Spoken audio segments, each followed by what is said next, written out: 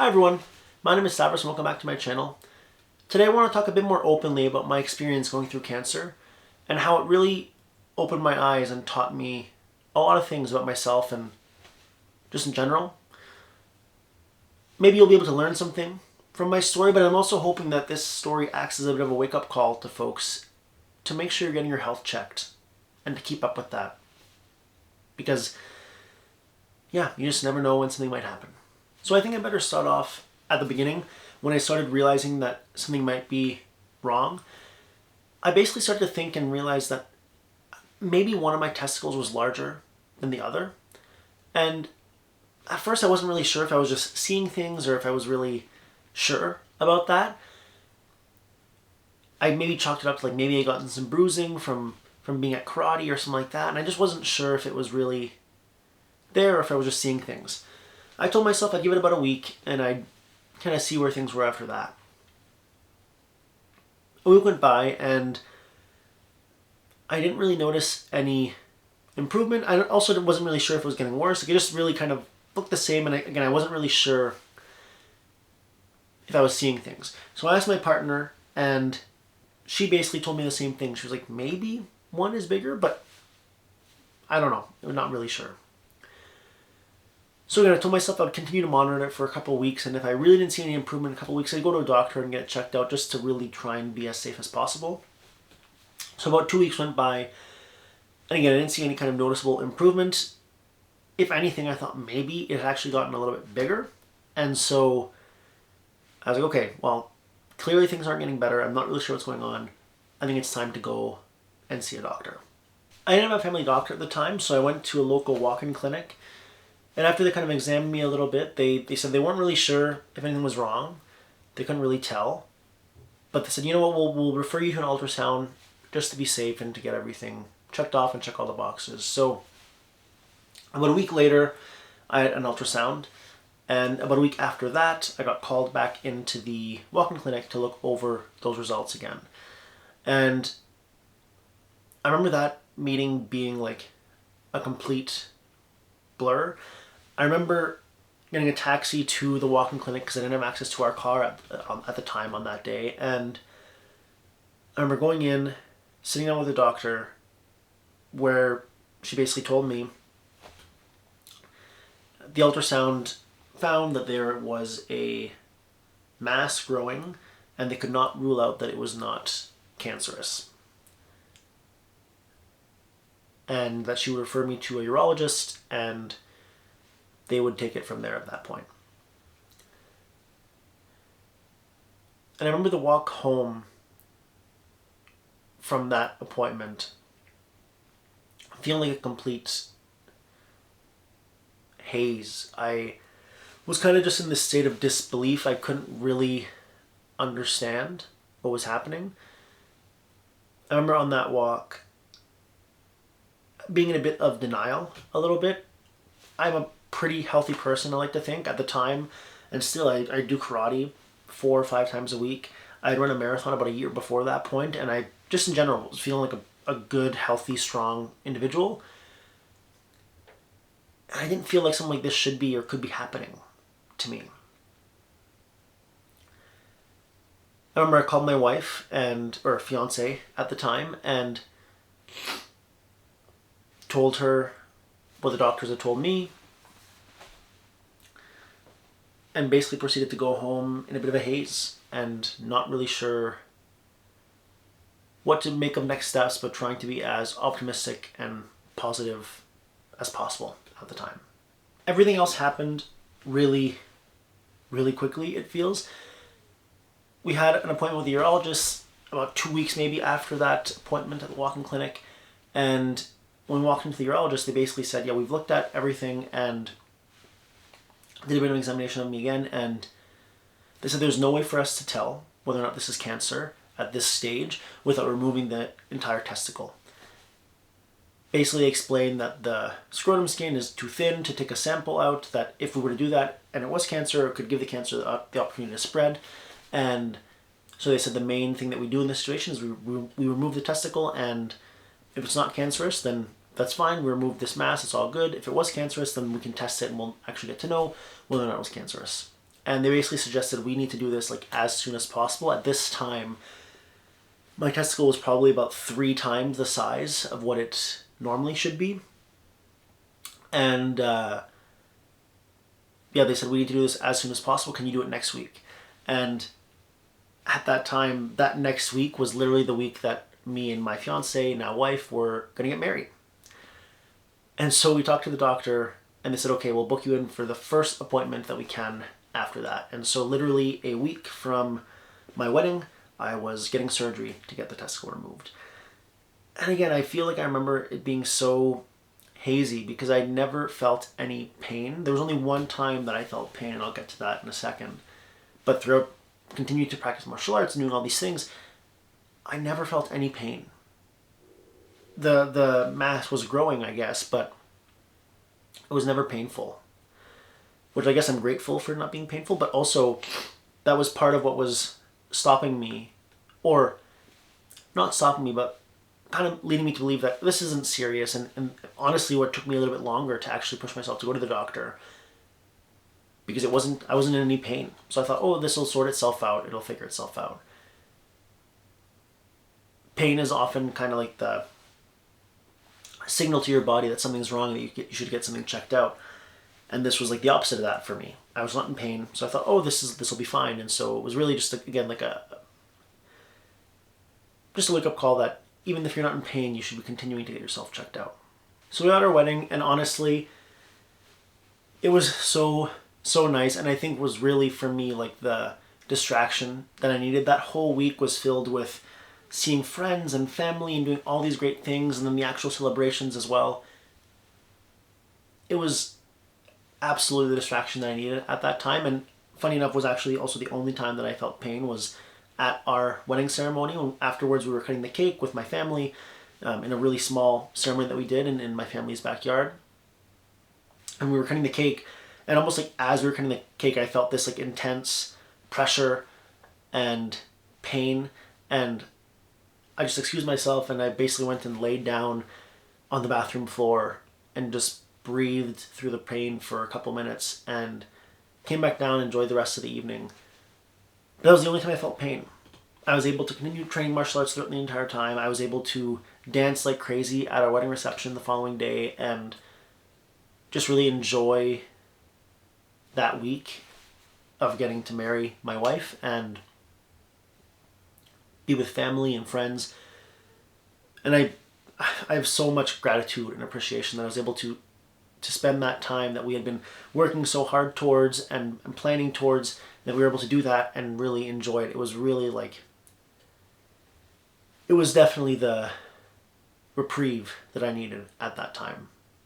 And then a week after that, I was lying on a table getting ready for surgery. And it felt like surreal, like this couldn't really be happening, but it was, and it did. And fast forward 6 weeks of recovery after the surgery, I was feeling really good, and I was feeling optimistic, and I was feeling like, you know what, it's okay, we're good now, it's out, and we are good to go. And in that 6-week checkup that we had with the urologist, they basically confirmed that it was in fact cancer, stage 1 cancer, and that although they had removed the mass and taken the testicle out, they still heavily recommended we meet with an oncologist and go through 1 to 2 rounds of chemotherapy. And so my hopes of returning to kind of regular life and not worrying about it kind of was dashed a little bit, and we set up a meeting to go meet an oncologist. The funny thing is that when the urologist was like, oh yeah, you'll have to do a couple rounds of chemo, I thought, okay, you know what, that'll be fine. I'll go in once or twice to the hospital, it'll get taken care of, and I'll be able to, again, get back to my regular life. And then when we met with the oncologist, we were basically explained what chemotherapy actually looks like and what actually is, or at least the chemotherapy that I got, because I was also explained that there's so many different kinds of chemotherapy, so many different cocktails of drugs, and I don't remember the exact cocktail that I was getting, but the treatment plan that they had me under was effectively a 3-week cycle, and for the first week I had to come in every day for 4 hours a day, and in the subsequent 2 weeks I had to come in twice a week for about 2 hours a day and get the remaining drugs at that time. And the doctor effectively explained that, this is a pretty intense treatment plan and it's going to take me out of work for a little bit and all these things. And basically told me that it was my choice whether or not I did chemo or not, which kind of surprised me at the time. Although obviously I guess I get it that it is my choice, but it was kind of a no-brainer. The doctor basically told us, yeah, like the kind of cancer that you have has something like between like a 20 to 30% chance of coming back if just left as it is right now. If you go through the one cycle of chemotherapy, that drops your chances to below 5% of this ever coming back. And I mean, that's kind of a no-brainer for me. And so, yeah, so we said, okay, let's start the chemotherapy. And chemotherapy was really, really tough. Not a big surprise, but yeah, it took a huge toll on my body, and I felt like everything, my whole system felt like out of whack. I felt weak. My digestive system was all messed up, and it was just really, really tough. And I remember also, like, I was just not able to focus on anything. I couldn't read. I couldn't play games. I could hardly even focus enough to watch TV. All I wanted to do was sleep. And so I slept a lot during that time. But also during that time, while I was in chemo, I decided to start watching Breaking Bad, which I'd never seen before. And I thought, what better time to watch this show about a person getting cancer than right now? So I watched Breaking Bad, and I mean, incredible, incredible show. Obviously, it's ranked one of the best shows of all time. But it also really highlighted to me how lucky I am to live in a country that has free healthcare. Because when I was watching that show and seeing Walter White going through, I mean, a similar kind of situation to me in some sense. Not quite, mine was not quite as bad, thankfully, but going through all that stress and anxiety, and then on top of it, all the financial pressure, I could not even begin to imagine. If I had been going through everything else, and then on top of it was losing effectively my life savings as well, it made me so, so grateful to have been born in Canada and to live in this country where that at least was not something that I had to worry about. So I did the 3 weeks of chemo, felt a lot of things throughout that time. Funny enough, it was like 2 or 3 weeks after chemo that I actually lost my hair. And eventually, slowly and slowly, I started to feel more and more like myself and better and better. And now I'm about a year and a half out of all that process, a year and a half in remission, into my monitoring plan, feeling great, feeling good, and feeling like things are looking good on that regard. It was an absolutely crazy time in my life. But like I said, it really made me realize a couple different things. The first is that you never really know when your time is up. And as bleak as that sound, and that might sound, it really just highlighted that to me. That something could happen at any time, and that could be it. And like I said, it just really made me realize that you have to be living life in the moment a bit more. And it's crazy because at the time, I kind of felt like invincible, I guess. I was young, I was healthy, I felt all good. And again, it just highlighted to me that you never really know when something could happen. And that realization led me to a couple other realizations. One of them being that I can't always control everything, and especially for me, about money. I've always been the kind of person that is saving for the future. I'm always wanting to be as prepared as I can be and trying to set myself up for a better future. And while that's good, and I'm still continuing to do that, it kind of made me realize that all that money that's sitting there is no good if you never know when or even if you'll get to use it.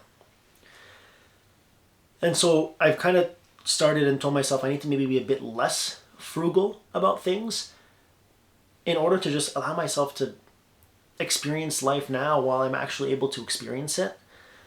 And so I mean, like, if that means spending a bit more money to go on a trip with my wife, then I'm going to do that. If that means spending a bit more money on my hobbies, then I'm going to do that. I'm not going crazy with it. I'm still saving money. I'm still trying to set myself up for the future. That's always the kind of person that I've been. But I don't want to have regrets of not doing something now when I am physically able and capable of doing it, just because I was trying to save money for the future. And on that same note, right around the time that I found out I had cancer and I was having to go through all this whole thing, I'd been really wanting to get into like a really good workout routine. But there had been all this pressure and stress from getting ready for the wedding and the upcoming wedding that I just kept telling myself, you know what, after the wedding, I'll have a lot more time and I'll get into this routine. And then lo and behold, all this stuff happened. And for basically 3 months plus, I was rendered like completely inactive. The most activity I could do was go on a walk around the block. And even that sometimes was really tough. And so it reinforced to me that if you want to do something, you have to do it now. You can't always be waiting and pushing it off for the ideal moment. If you want to do something, you have to make time to do it yourself. Because again, you never know if that moment will even be there in the future. And all that's kind of playing into one of the last realizations that I really had, which was I maybe need to stop being so much of a people pleaser. It's always been something that I've struggled with a little bit. I mean, the main thing is I really like to help people and to make other people happy. That's always been something that I really enjoy doing. And while I want to continue to do that, to some extent at times it was to the detriment of myself. I was putting other people's priorities and goals before my own. And that was where I started to realize, like, you need to make sure that you are in a good place, that you are happy, that you are doing good before necessarily going and helping somebody else. And so I really was trying to, it just made me realize over the past year and a half that if I want to do something, even if that means somebody else might not be able to do something, like I need to make sure I'm prioritizing that, doing that for myself, and making sure that I'm happy and healthy and all these things before looking at what somebody else might need. And some of these things might sound a bit selfish, and I guess to some degree they kind of are. But like I said, this whole thing led me to realize that I'm the only person really in charge of my own life. There are other people around that want to help me, that are here for me, but I'm the person that has to take things into my own hands. And if there's something that I want to do, I need to make the time to do it. If it's something that I need to do or want to do that's going to make me happy and live a more fulfilled and happy life, then I've just got to do that thing. And that doesn't mean completely disregarding other people, but it does mean prioritizing yourself so that you can be happy. And when you're happy, then you can help other people, be with other people in a better way than you could if you weren't. Okay, so I know some of that might sound bleak, so let's shake that off a little bit.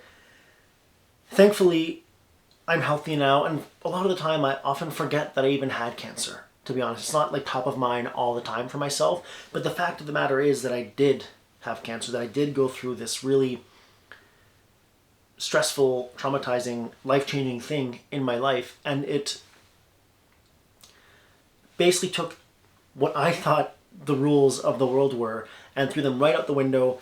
And so I've kind of had to create this new set of rules for myself in life. And I'm really grateful that I've, in a sense, gotten that opportunity to do that, to just get a bit of a wake-up call and to get to see and really figure out what my priorities are. And so I'm hoping for anybody who's made it to this point in the video that you can take two things away from my story. The first and most important is get your health checked early and often. I don't care how young or healthy you think you are. You never know when something might be happening underneath that you're not sure about. I, to this day, am so grateful that I got testicular cancer because I could physically see the mass growing. And it's what kind of prompted me to go and get things checked out. Even though it wasn't painful, it prompted me to go and get things checked out.